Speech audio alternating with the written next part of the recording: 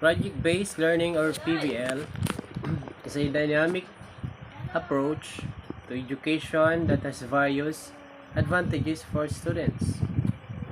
Here are some of the major benefits of project-based learning. 1. Engagement. Students embrace maker mindset. Second, critical thinking.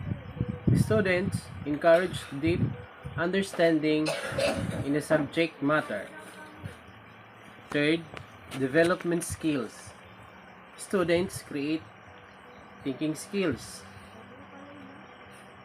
Fourth, real-world relevance. Students involve real-world challenges.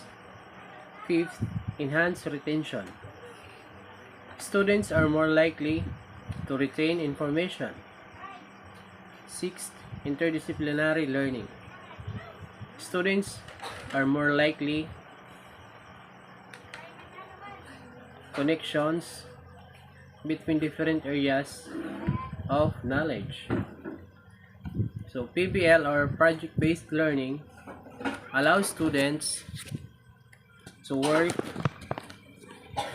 on real-world problems, fostering curiosity, creativity, and a deeper understanding of the subject matter.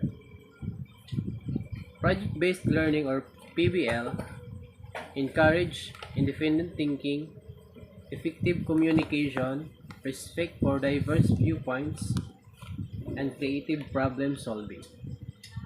Also, students take ownership of their learning journey, connecting classroom learning to real-world applications.